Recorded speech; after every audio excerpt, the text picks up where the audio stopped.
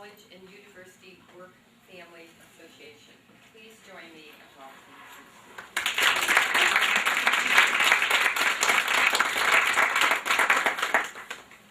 Well, first of all, thank you so much for coming to hear my story. I hope it'll be interesting to you. It's funny when you're asked to do something like this, my first thought, and I think my first comment to Joanne was, I don't know what I'm going to say. I don't feel like my story is that outstanding. But at any rate, when I started to put this together and started to think about all the things that had happened to me in my life and the people who have impacted me, it was pretty amazing how the words started to flow. And so I hope that I can get through the whole thing this hour and that you'll walk away with something. So I'd like to start out by thanking Joanne, and I think she's in the other room. She's waiting. I've never been asked to tell about my story. I'm more comfortable hearing about all of your stories, so this is a little bit of a shift in roles for me, but I would like to thank her for giving me the opportunity to speak with all of you today. Again, if you have any questions, if I say something and it doesn't sound clear or you don't understand what it is I just told you, make sure you ask me, because in my mind it's clear, but it may not be clear in the way I present it. I also need to thank Noreen Savage right over there. She really kind of kicked me in the butt to get me going on this speech and helped me to kind of put my thoughts together and gave me a lot of good and helpful information. So thank you, Noreen. I really appreciate that. As Joanne mentioned, I work here in Human Resources in the Work-Life Connections program, which is now under the umbrella of Health and Wellness. And I'm very, very lucky to have a lot of my coworkers here, my team partner, Lindsay DeSarno. So it's a great place to work, and it's been a lot of fun. It's been a very fun challenge for me since I came here about 4 years ago. And again, I feel privileged to be able to share my story with you, but I want to make something really clear. Really, this story is not so much about me. It's more about all the people in my life that have brought me to where I am and how I ended up here. So I'm going to regress for a little bit, go back in time, talk to you a little bit about my family, where they came from, why they're the way that they are, and how they influenced me. And so I hope that you will find it helpful, and bear with me, and I will get to the point, too, where I talk about my career path and that kind of thing. My story is really full of blessings, mainly, some tragedy. And I want to share some of those tragedies with you because I think it's important. I think it's important to realize we all have tragedy in our life, but we can all come away and learn something from it. And I hope that maybe some of what I tell you will help you when you leave here today. And again, however little, I hope you walk away with something. My thing lately has been, and not just lately, but I feel it's so important, I feel passionately about it, that we all need to get to know each other. And Dr. Tanaka, who is a diversity trainer, I believe from California, has been on our campus a couple of different times. And his theory and his research and studies have shown that if we all get to know each other, then that helps to build relationship, we understand each other better, we get to know people that we normally wouldn't have gotten to know. And so I feel very passionately about that. And so I really don't mind sharing my story with you in hopes that you'll know me better, but hopefully, I hope that when you leave here, you'll get to know somebody better too. Maybe someone who you haven't met before or haven't spent any time getting to know. Again, every one of us has a story. So I'm going to start out kind of in the beginning of my family. And I feel in order to tell that story, it's important again to give you some background on my family. They were a big impact on my life growing up. I grew up in Flint in a General Motors family during the 60s and 70s. I came from a pretty traditional family, both parents, 2.5 kids, although most of the time that other 0.5 is dog. I was treated like a kid. We are big dog lovers in our family. My grandfathers worked in the factories for General Motors. They were blue-collar workers. They worked there in a time when there were no unions. And so my dad often tells the story of how my grandfather, his father, was working one day and a supervisor came up to him and said, I need a new roof on my house. Can you guys come over this weekend and help me put it on? Fortunately, my grandfather went, but the guys that didn't were all fired. So thus started, and not started, but I guess rose the awareness that unions were needed. People were being mistreated in the factories and taken advantage of. My father's parents moved to Flint from the UP, where they moved to work in the factories in Flint. Their families were miners and lumberjacks.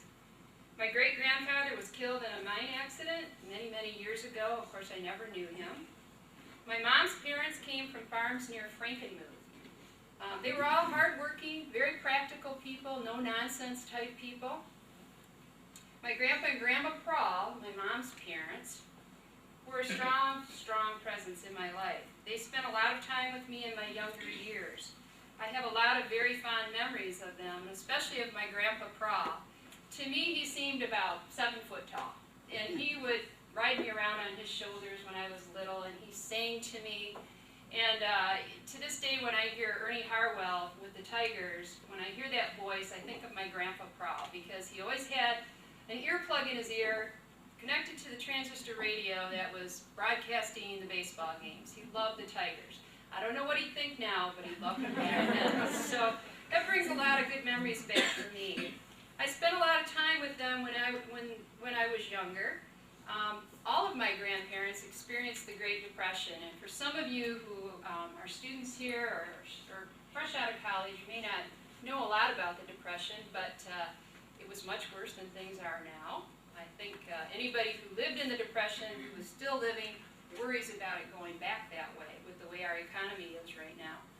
But my grandfather, he had to stand in the bread line to get bread. My grandmother made her own soap. She made all my mom's clothes. They didn't have any extra money.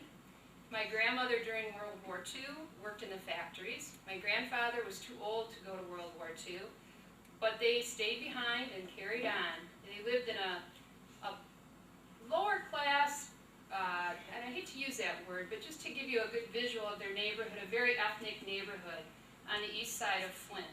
And they were very proud of their heritage, everybody who lived there. They didn't have much, but they took care of what they had, and they were very proud.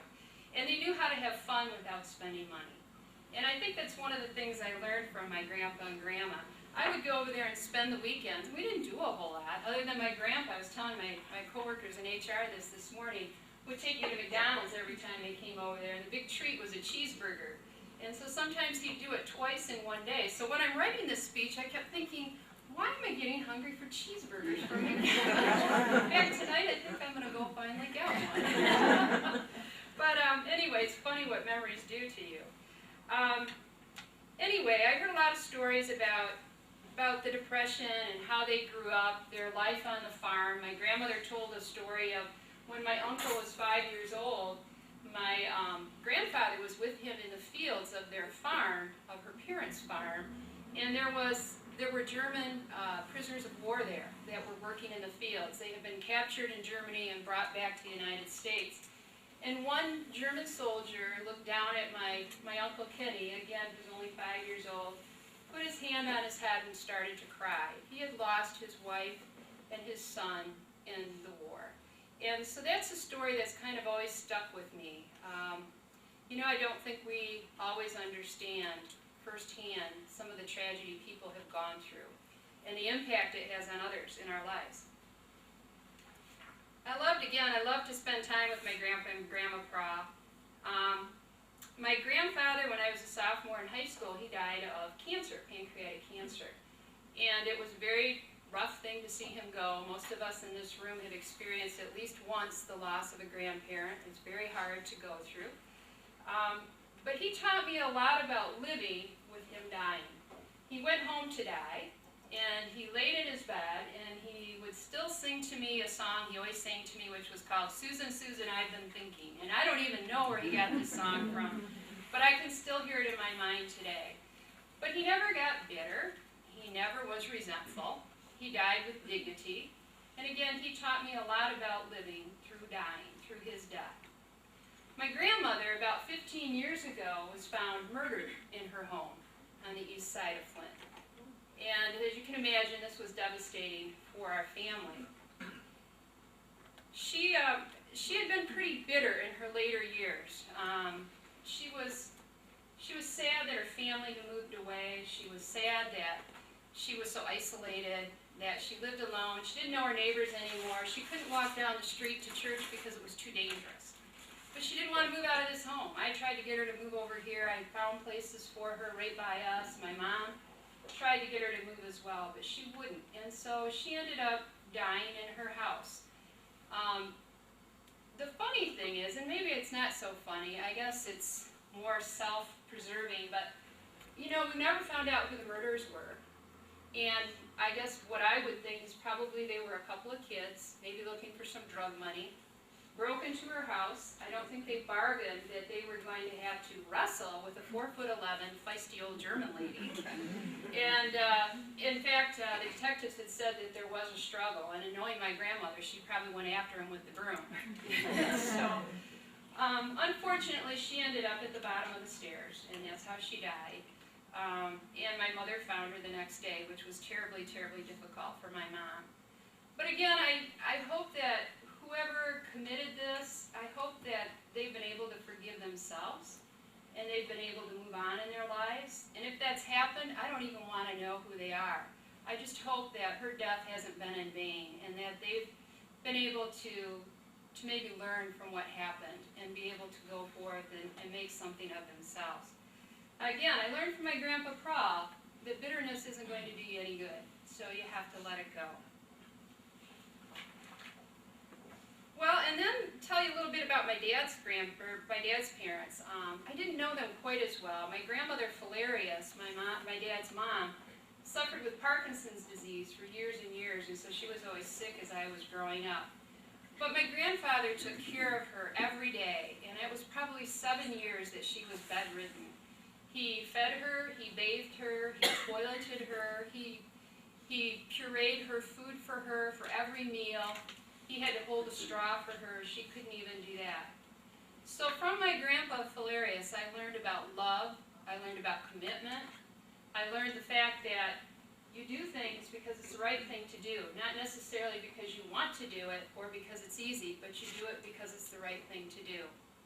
So again, when I look back on my grandparents and the influence that they had in my life, they taught me a lot about hard work, being frugal, having pride in your heritage, and most of all, that family is everything.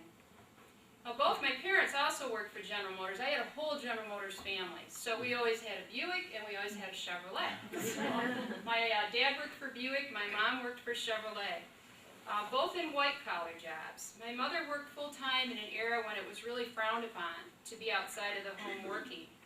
There was no such thing as workplace flexibility at that time. It was pretty stringent. You played by the rules of the men who had put them into place for many years in the workforce. So if you couldn't be at a job 8 to 5, you were pretty much fired.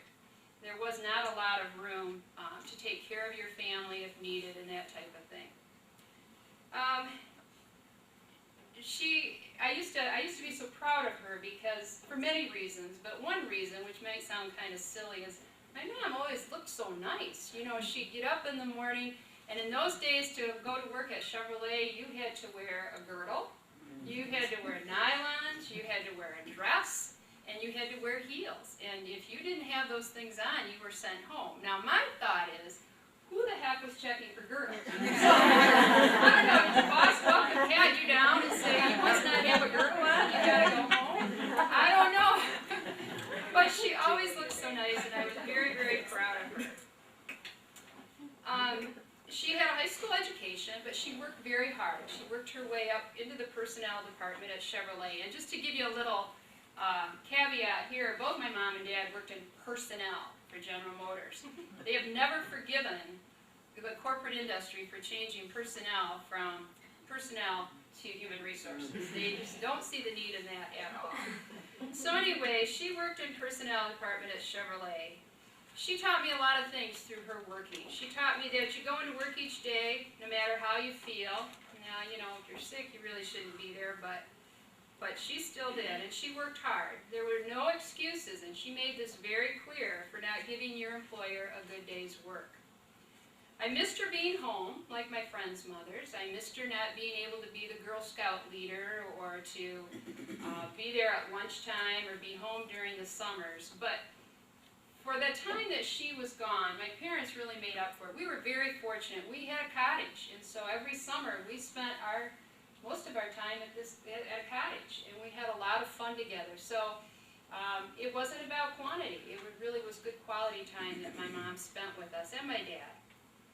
She always managed to keep our house intact. She always looked nice. Always had a great meal on the table, and I have not followed her in that respect. We always were fed really, really well. My mother is probably one of the most unselfish people I know. She sacrificed a lot in order to be able to work full-time. She had to take a lot of guff from her friends, from her family, from other people who couldn't understand why you would want to work full-time. Especially, again, in an era where women didn't work outside of the home. But it's kind of interesting, after I was born, and I don't know if it was me or the fact she didn't like being home, but her doctor told her, you need to go back to work. So, she did. I didn't think I was a bad baby, but I don't know. But anyway, through my mother's work, she always made sure that we would have the opportunity to go to college. In my mother's home, a college education was not necessary for a woman. You didn't need one. And she always wanted to be an elementary school teacher. And I still feel bad to this day that she was never able to do that. She had a good career at Chevrolet, but yet she had that passion to work with small children and never had the opportunity to do that. So she made very sure that my brother and I had the privilege of a college education. For that, I will always be very thankful. She taught me the importance about having choices in life and to set yourself up so you have choices. So whether you decide, her contention was, whether I decide once I became a mother if I wanted to stay home or I wanted to work, didn't matter. At least I had that choice. And so she, again, taught me about choices and the value of being able to have choices. Again, both of my parents were hardworking, and they were no strangers to tragedy either. And I'm going to give you just a little background on them when they were younger. And the reason I do this is because they taught me so much through some of the tragedies that they went through. As a young man, my father was a very proud Marine. And he wasn't stationed overseas. He was stateside. But he was in a horrible, horrible car accident while he was on duty. He was in the back seat of a truck, and the guy in front fell asleep. So they had a horrible car accident. He was not expected to live, not much, or much less to even ever walk again. And you have to know my dad. He's pretty stubborn. He's pretty tenacious. He's a Finlander. And if you know anything about Finnish people, you know you can always tell a Finn, but you can't tell him much. That's my dad. And he worked his way out of that. He spent 6 months in the Naval Hospital out east, but through hard work, through determination is probably the biggest thing, one of the biggest things I learned from my dad. Through determination, he came back, and not only did he live, but he walked again. He was able to go on to a career at Buick with very, very few side effects. In fact, side effects that we weren't even aware of, like headaches or dizziness when he was on top of a ladder. But he was pretty amazing. And for any of you who have had a loved one that the doctors have told they'll never do this again or never do that, just remember their determination has a lot to do with it. May not always be able to overcome the obstacles, but it can sure make a big difference. When my father was 21 years old, he and his first wife struggled through the childbirth of their first son, who really is my brother, Mark. Mark was born at less than 3 pounds, and this was back in 1951, so they didn't have the technology that they do today. And Mark wasn't expected to live either. So I remember my dad saying you could hold him right in the palm of your hands, he was so small. Now my parents, or my father and his first wife, Barbara, they didn't have health insurance. They didn't have any extra money at all. So after Mark's birth, my dad worked 3 jobs. He worked 3 jobs to be able to pay for the medical bills. He worked so that he could put himself through college. Unfortunately, about a semester before he was supposed to finish his degree at Michigan State, his wife Barbara got polio and lived 3 days and died. And so my dad was left with an 18-month-old son and, a widower at age, 22, I think. So he he again had to persevere, use his determination, and really fight hard to try to have a good home for my brother. Well, fortunately, 3 years later, he and my mom married. My mother, too, had experienced tragedy. Her fiancé of a couple of years had been sent to California to prepare for the Korean War. Now, his whole life he'd been told that killing was wrong. It was wrong, and you just, his whole life he was taught to be gentle and kind. When he got there, he had a sergeant that really decided to pick on him. And he was being taught to kill, and he couldn't handle it. So before he was shipped out, he hung himself. And so my mother lost her fiancé very tragically as well. And again, thankfully, my mother and father met each other, and they were married. My mother raised my brother Mark like he was her own. We never knew any difference. She, again, is a very compassionate, very loving lady. She was proud of him. She put a lot of, she had a lot of pride in him and all that he was able to accomplish. So from her, I learned about unconditional love. That you can love, love is not all about blood. It's about people in your life that you decide to have a relationship with, that you live with and you grow with. And I think Mark would agree, he couldn't have had a better mother. So I really learned about unconditional love and unselfish love. My parents instilled in me that life's not easy. It's tough. And some of you that are younger, maybe you haven't had a whole lot happen yet, but someday you might. But just know that none of us are exempt from tragedy. We all have some tragedy in our lives. My mother continually taught us compassion for others. Her favorite line was, and I've heard this a million times, don't ever make fun of anyone because that could be you someday. And that stayed in my head, until today. When I was young, we had a cottage up north, and my mother made me play with Darla down the street. Darla was my age, but she had Down syndrome. And, I really didn't want to play with Darla because it was hard. It wasn't easy. Darla didn't always understand what you wanted to do. Darla didn't always play the games right, or she'd play by her rules, or get kind of mad and get kind of frustrated. But my mother never let me leave her out, and we always had to play with Darla. And I thank my mother for that, because what I've learned, again, is compassion. But I also have a very special place in my heart for people with disabilities, and especially for children with Down syndrome. They have the greatest hearts. They are the sweetest and most gentle people. And so I'm very thankful that my mother made me get to know Darla. I can remember when I was in high school, we had a swimming class where we had to pair up with a Down syndrome child from one of the neighboring schools. And I can remember one girl was afraid to touch the girl that she had been paired up with who had Down syndrome. She didn't know anything about her. She had never been with a child with disabilities. She was afraid of her. And so I'm thankful that my mother didn't allow us to go through life without knowing of other people's pain and their disabilities and their path. So I'm thankful that I got to know Darla. In junior high, there was a girl named Carol Myers in our class, and Carol was tall. And back then, most of the girls were about 5'3", and I was tall, and I know how that felt, but Carol was even taller. She was probably close to 6 foot. Kind of a bigger girl. She had a lot of problems with her complexion. She had greasy hair. A lot of times she didn't wear very nice clothes into school. So oftentimes at lunch she sat by herself on the bleachers and while other kids made fun of her. Now I didn't make fun of her, but I never stood up for her, and I will never forgive myself for that.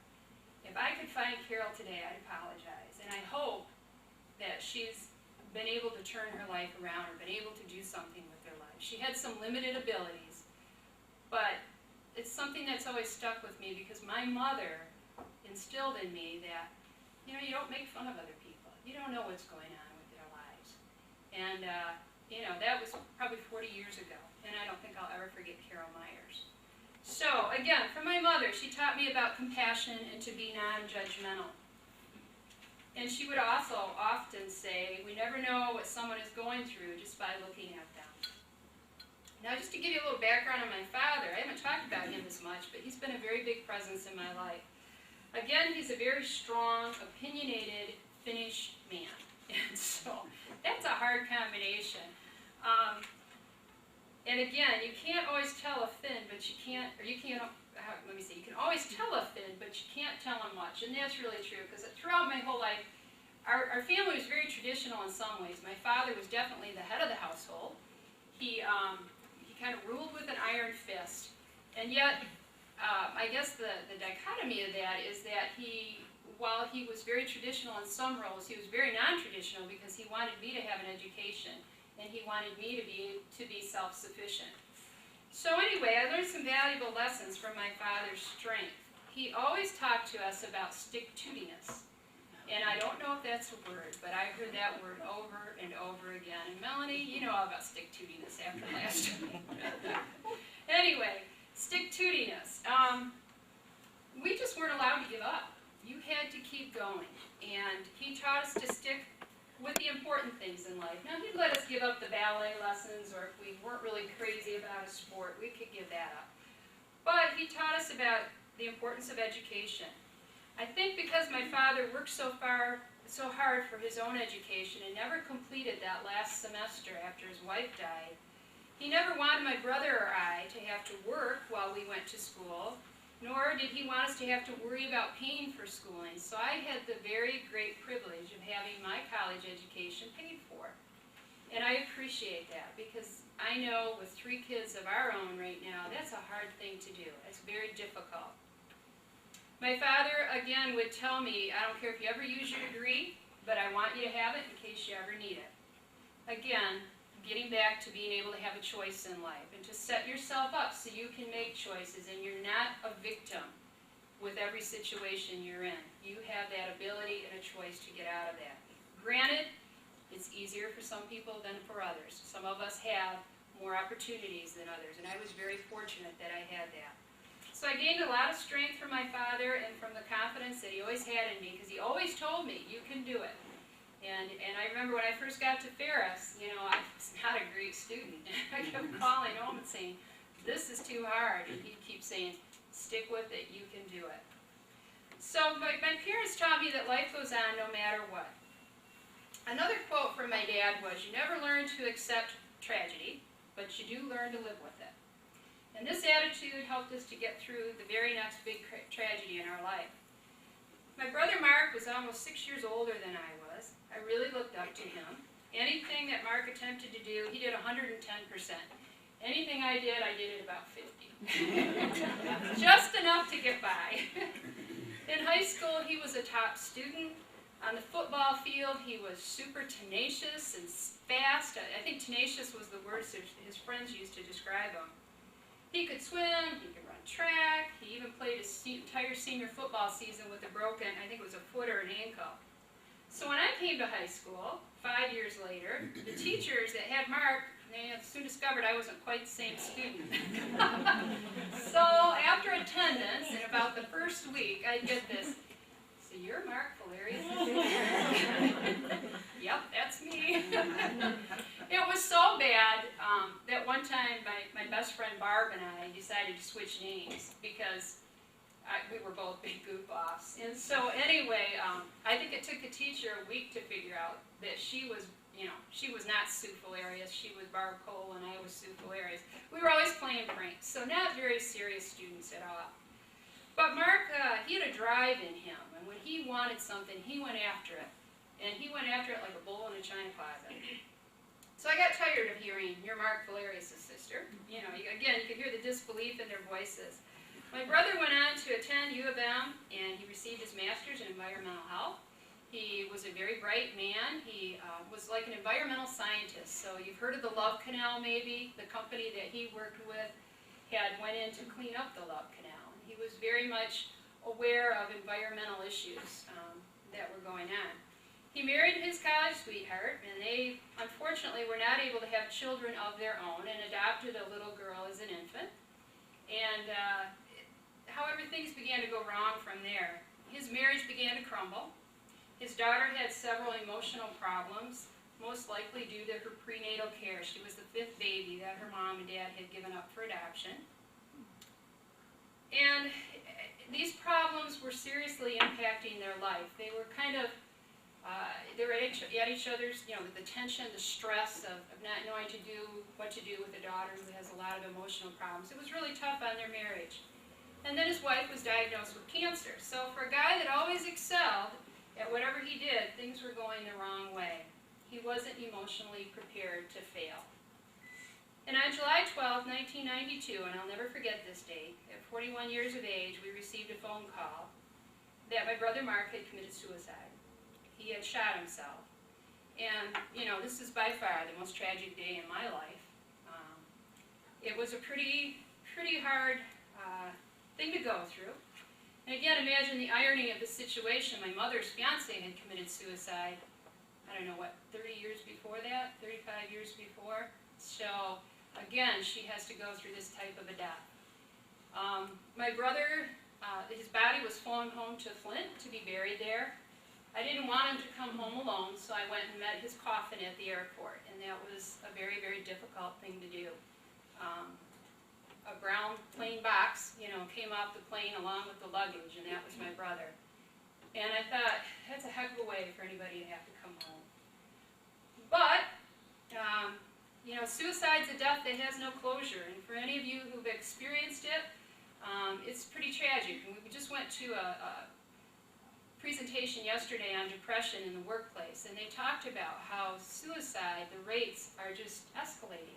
With the poor financial situation, with the stress people are going through, suicide right now is the 3rd leading killer for young men and women who are, between the ages, I think, of 44 was the top, and maybe down like 25. I think so.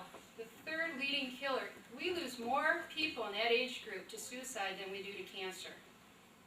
So, Mark's death was tough, but it taught me some very valuable lessons in life. But before I tell you those lessons, let me give you a little more background. When we received the call, anytime somebody has a tragic death, your first reaction is disbelief.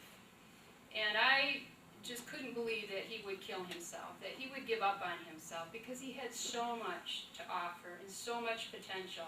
So I spent countless hours calling the coroner's office and the detectives. They lived in New Jersey. And I got the autopsy report. I took it into Spectrum Health, where I was working at the time, showed it to the doctors there, and just trying to find something that would say he hadn't committed suicide. And I did that more for my parents than anything, because to them this was, not so much shameful as it made them feel horribly guilty. What did they do wrong? Where had they gone wrong? What happened? And so you go through all the phases of grief, one of them being disbelief. I finally had to accept the fact that he did commit suicide. I also had to make peace with my own guilt. Another irony here, I'm a social worker. I'm supposed to see those signs. I'm supposed to know when somebody's in trouble, and I missed it all. Why didn't I see those signs? But then I also learned when you're dealing with a family member, it's much more difficult to see what's going on. But anyway, another part of it too is, the loneliness of being left behind as the only sibling. Because now, when I look at my parents, I still see a lot of pain on their face. So I made a vow I would never contribute to that pain.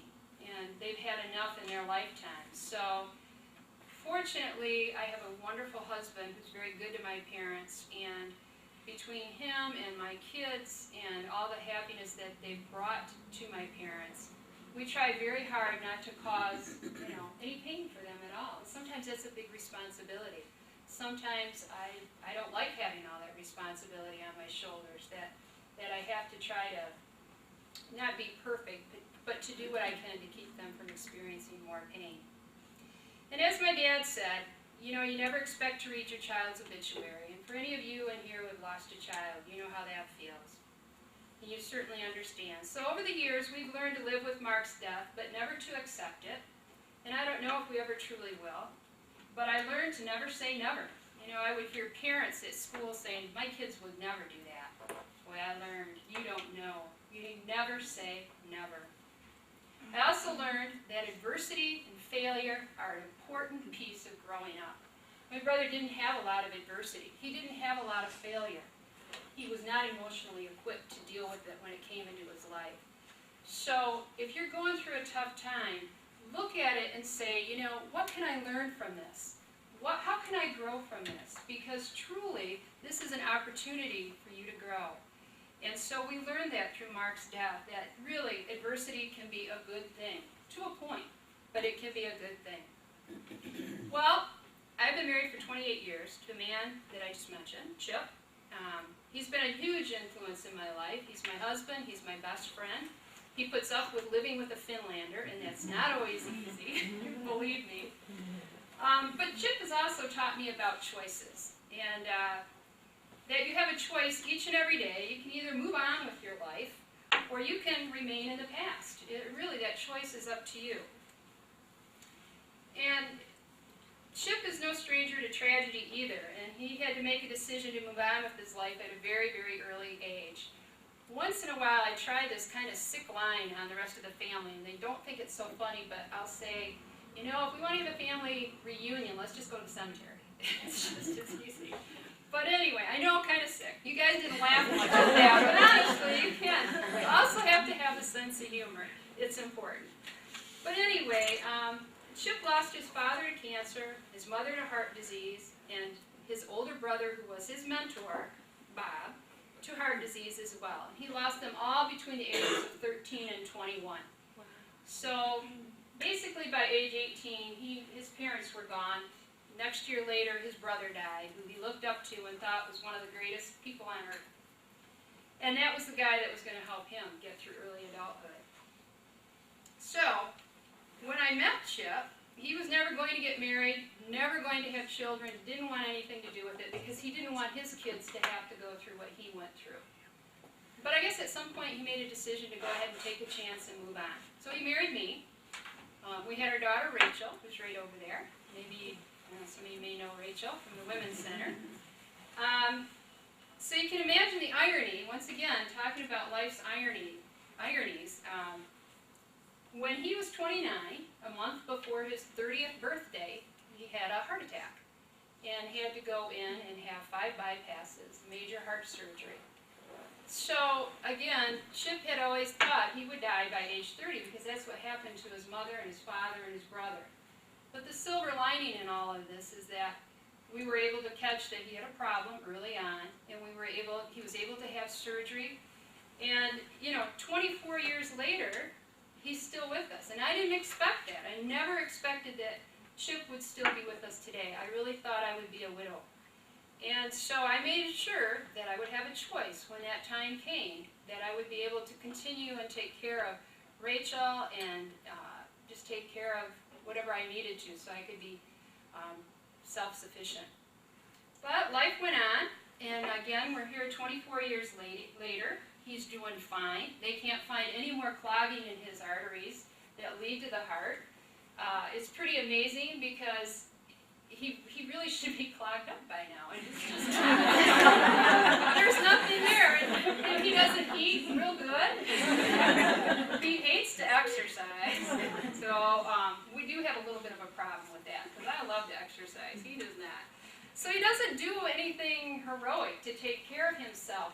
But I truly believe that a big part of the reason he's still here is because of his attitude. He has the attitude of, I'm not going to sit around sorry for myself. I'm not going to sit around and worry about it. It's not going to do any good. I'm going to go on with my life. And that's what he's done. And so that's taught me quite a bit. I think the biggest thing is don't hold on to the past. Don't feel sorry for yourself because it won't do you any good. So anyway, we have 3 great kids now, 28 years later, who each and every day teach us so much. How much time do I got to get going to my education part here, don't I? Anyway, actually the rest of this moves pretty quickly. Rachel, who works in the Women's Center as a grad assist, she's our overachiever. We're not sure where that came from. None of the rest of us are that way. She has a zeal for learning. Her commitment to social activism and justice is always amazing. She married Aaron, her husband, about 1.5 years ago. And I think what Rachel doesn't realize, I want to back up and say this real quickly, she's my inspiration. You know, it's pretty cool when your kids start to inspire you. And she inspires me every day to have this passion for other people and this desire to work hard and to go after stuff. And so I learn so much from Rachel all the time. In fact, she's the one that was responsible for helping me get through the first Christmas after my brother's death. She's the one that made me get the decorations out and kept prompting me and saying, come on, Mom, let's do it, let's do it. And so, anyway, she's my inspiration. And Aaron, her husband, he's kind of this, he loves to try new things. And Aaron is more like a son to us than a son-in-law. We are so fortunate to have him. He has this zeal for life. He's willing to try anything. He scaled down the highest high-rise in Grand Rapids this summer. He's done skydiving. He's just done so many things. So his excitement it's infectious, and it kind of makes me think about my own bucket list and what I want to do before I die. But he certainly brings out the adventurous side of me, and he's taught me to try new things. And so I've done that since meeting Aaron. My husband bought me a ride in a glider for our 28th anniversary in October, and I actually thought of Aaron quite a bit when I was up there. And I kept thinking, I wish he were here with me. He would love it, because my husband was too chicken to go. And then our Patrick, our son, is a senior here in finance at Grand Valley. He's the comedy piece of the family, the good time Charlie, the king of the one-liners. He was so intense as a young boy that my biggest fear was he would grow up like his uncle. I really, really feared that he would someday commit suicide because he was so intense. So we took him to counseling. We must have had a great counselor because all that intensity left. Now we have a guy that's just a little too laid back. And, you know, so anyway, but he does make us laugh a lot. We watched him really grow up over the last 4 years. His first year of college, you'd call his cell phone and you'd get this, Snoop, what's up? You know, and you'd think, okay. And then the second year you'd call and you'd get this, hey, this is Patrick. And then the third year, or finally I guess the third time, we started to get what we would call his voicemail. Hi, this is Patrick Sloop. I'm unable to take the message. Please can return your call. So it's amazing to watch how he's matured. My youngest daughter, Kelsey, is currently in Germany training to be a photographer in the mission field. She graduated from high school last year. She's kind of our unconventional throwback from the 60s. She is, believe me, if you ever saw Kelsey, you'd think, why does she think those clothes go together? Never know what color her hair is going to be. I had to learn about not getting embarrassed going to the mall with her, because it's like, okay, you go to your store. But we're very proud of her. This month she travels to the Czech Republic to work with prostitutes and gypsies, and she informed us that gypsies are actually lower on the totem pole than prostitutes in the Czech Republic. Don't know what she's going to be doing there with them, but we'll find out. January and February she'll be in the mission field in India, Nepal, and Sri Lanka. And so she will be the eyes of the world. She wants to raise awareness of poverty and social injustice through the lens of a camera, and that's what she wants to do for her life. So it's never normal living with Kelsey. All right, so quickly now, how did I get here today? And all these people got me here today, and that's why I mentioned them, because they've had such a huge impact on my life. Again, I wasn't particularly a good or serious student. Whatever was easiest, that's the path I took. And so it's what made following my brother a bit difficult. And so I was pretty much just on a path to graduate from high school, work as a secretary at General Motors, because everybody worked for General Motors in Flint. So I'm really glad I didn't take that route now. But one day, my high school counselor, I was in the guidance office, and I'm not sure what I was there for, I don't remember. But he said to me, why don't you go to Ferris? And I thought, why not? You know? Okay, that sounds like fun. What do you want me to take up there? So anyway, again, because my mom and dad were so supportive of education, I had the privilege of being able to go to Ferris and to get my degree from there. Joanne mentioned it was in human services, which is the equivalent of social work. Back then, they weren't accredited in the social work field yet. So sometimes I'm torn between being a Laker and a Bulldog because I also came here for my teaching certificate. A lot of my friends didn't have the same opportunity to go to college because their parents, probably more specifically their fathers, didn't believe that a woman needed a college education. So they wouldn't pay for it, or they wouldn't encourage them to go. You know, why do you need to do that? You can just go work for General Motors and make a lot of money. So it took me a while to figure out what I wanted to do when I went to Ferris. But again, being the serious thinker I was, I read somewhere that if you, whatever character you relate to the most in a story, in a fictional story, is probably says a lot about the profession that you should go into. So Glinda, the Good Witch of the North, right, from Wizard of Oz, was my favorite show growing up. And she had a magic wand, and she had those glittery shoes, and she glittered all over, and I thought, I want one of those wands. And so I thought, well, you know, why not try social work? Because then I can just wave a wand of some kind, not literally, but I could just go in and fix people's lives. You know, wouldn't that be easy and fun? Well, I learned a little differently pretty early on. I pursued my education in social work. I worked in many social work positions, and it didn't take me long to realize that I didn't have a magic wand. But I could empower people to help themselves. And so that's what I went on to do. And I actually ended up miraculously choosing a career that I loved and I felt very passionate about. So each job I've had along the way has been a stepping stone to where I am here today. While in college, I worked in a halfway house for boys that were just released from juvenile detention. And that was a huge eye-opener for me because these boys never had the chances that I did, and they came from some pretty horrendous homes. During my junior year at Ferris, I worked as peer counselor, and I will never forget the young man who came in to see me, whose mother had had food poisoning during her pregnancy with him. This young man had been born with both male and female organs, and of course we couldn't see the female organs, other than the fact that he had breasts, but he was extremely overweight to try to conceal that. He had a high voice. Now this is back in the 70s. This was unheard of or freakish. You know, people had no idea what to do with it. So we met for probably about 6 to 8 weeks, and I got to know him very, very well, and I will never forget him. Needless to say, he was made fun of his whole life. We talked about how difficult it was to grow up as a man, but to feel like a woman, especially in the 60s and 70s. The confusion, lack of identity that he had to live with something that I had never experienced. And I've never forgotten the story of his pain and struggles to be accepted. So he taught me about strength, and you know, I never detected any bitterness in him. Just a strong, strong yearning to belong. And so from him I learned so much. Again, you can't just look at a person and make a judgment. You have to know that person. Soon after college, I worked for Bethany Christian Services as a child care counselor with children whose parents' rights had been permanently or temporarily taken away, usually due to child abuse. And again, these children never had the chances that I did growing up. I'll never forget one little boy, Joey, who was 9 years old when I met him, and he had developmental disabilities due to severe child abuse. His mother would hang him up in a gunny sack from the basement pipes, and she repeatedly beat him. Joey was a sweet, lovable little boy until he would become angry. There were many times he came after me with scissors and whatever sharp object he could find. I'd have to wrestle him to the ground. He was 9 years old, but about this tall.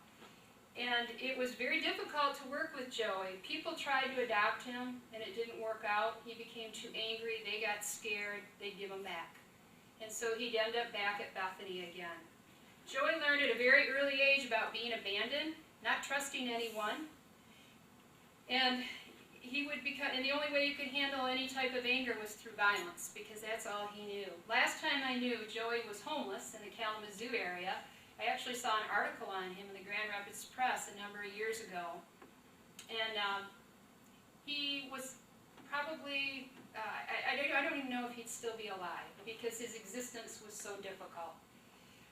So anyway, Joey and the rest of the boys at Bethany taught me a lot. They taught me about survival and the desperation to survive and the compelling need to be loved and cared for. And we all have that basic need to be loved and to be accepted. There are no exceptions, and I think we forget that sometimes. Everybody has a need to be loved and accepted. So I tried to go corporate for a while because that was an easier route to me. It wasn't quite as emotionally draining and challenging. So it just seemed easier. So I temporarily left social work to work for Buick in public relations. It was a lot of fun. I was single. I got to work for Buick Open, new car shows. I had the privilege of meeting famous people, including Walter Payton.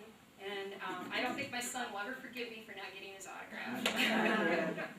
But anyway, I should have loved the job. I mean, it had all these great opportunities, all these perks. I should have loved it.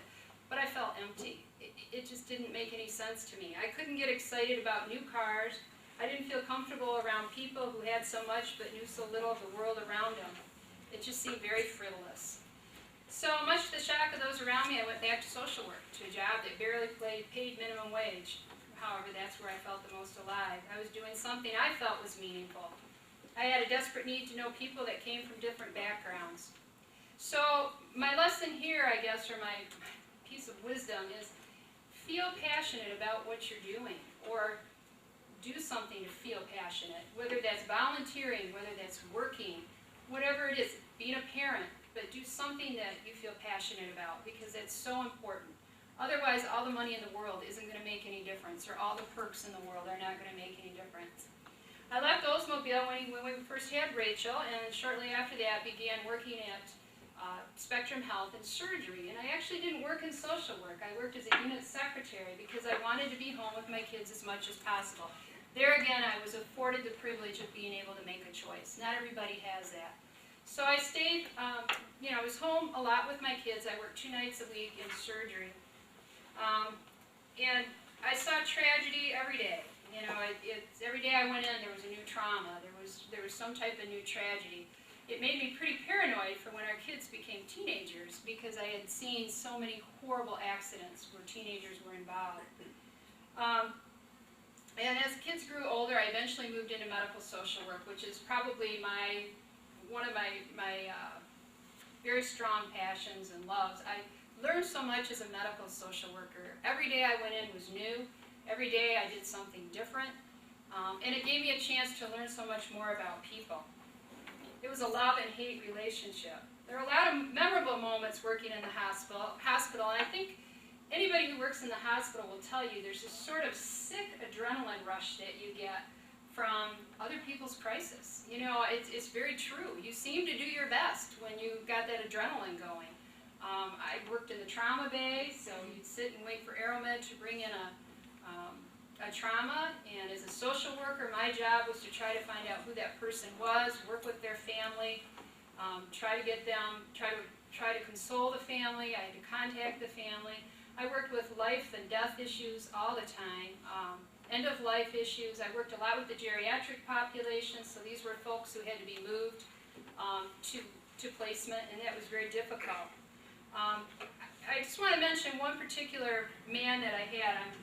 It's not quite 1 o'clock yet. I got about 4 minutes. So each one of the social workers had to be part of a suicide assessment team. And again, I've talked about the ironies in life. So we each had to take our turn, and I couldn't be exempt just because I had experienced suicide in my own family. So it was pretty difficult at first, but I found out that, I was okay doing it. I could handle it. I had the support of my coworkers. It was okay. So one day I went in and I did an assessment on a man from the central part of Africa. He had attempted suicide. His fiancée had called off their marriage. I had no idea, not understanding his culture, how devastating this was to him and to his family. They were full of shame. I didn't have the right alarm system in place. I didn't know what to look for. So after doing the suicide assessment, talking to some of his friends, determining that he was okay to go home as long as he had intensive outpatient counseling the very next day, before he showed up for that counseling appointment, he went home and stabbed himself 8 more times. He lived, fortunately, but this to me was a huge lesson. Another quick little irony here is Lindsay and I, at this presentation we were at yesterday with a psychiatrist talking about depression in the workplace. She was a psychiatrist that had worked with me in doing the assessment on this man so many years ago, probably 4 or 5 years ago. I haven't seen her since. So the irony of seeing her yesterday and presenting this to you today, again, it's kind of mind-boggling. But anyway, as far as we know, he went on to live. But she said something to me yesterday that I thought was very good. She said, you know, as doctors, we don't understand differences in culture. And we should. We're so stupid when it comes to that. And because we didn't understand his culture, this man went home and almost died again. So again, you know, I learned that it's so important to get to know each other, to know what's going on inside of a person. One of the greatest gifts for my career in medical social work, and actually all my social work experience, was the ability to put things into perspective. Now, I talked a lot about death, I talked a lot about tragedy in my own family, but on the flip side of that, I've had so many blessings in life, just countless. And so, working in a hospital, working with people who are so less fortunate than you really have a chance to be able to see how good you have it compared to how others have it. So I don't go through life, I can honestly, seriously say this, I don't go through life thinking, why me when something happens? I really have turned that around to why not me? When you hear about the families who are being completely wiped out in war, or the poverty that's going on in Haiti and Africa and some of these other countries, why not me? Why shouldn't I have some of these tragedies? But you know what? I can take those tragedies and I can do something with them. And so I feel very fortunate to be able to be here at Grand Valley and work in the capacity I do. Again, I'm a work-life consultant. For lack of a better word, it's like a social worker for faculty and staff. And I hope that through my personal experience and my professional experience, that I'm able to help those of our community who are going through life events, from womb to tomb, going through death, going through grief, going through tragedy, or they don't know where to turn, or their marriages are falling apart. Those are the things that I feel very fortunate to be able to hopefully offer some hope and support for. So with that being said, I just want to say to you, I'm going to leave you with something from Mother Teresa, who's one of my heroes. And this is actually something that Rachel gave to me a couple Christmases ago. And I read this pretty much every day. It's in my bedroom, and it says this: people are often unreasonable and self-centered. Forgive them anyway. If you are kind, people may accuse you of ulterior motives. Be kind anyway. If you are honest, people may cheat you. Be honest anyway. If you find happiness, people may be jealous. Be happy anyway. The good you do today may be forgotten tomorrow, but do good anyway. Give the world the best you have, and it may never be enough. Give your best anyway. For in the end, it's between you and God. It never was between you and them anyway. So, thank you.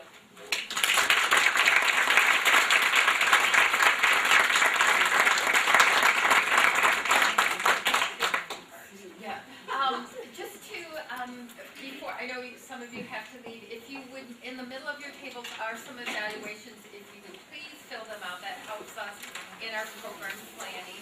On behalf of the Women's Center and the Women's Commission, thank you for doing that today. I know we ran a little close to one. If you would like to ask Sue any questions, I'm sure she'd be more than willing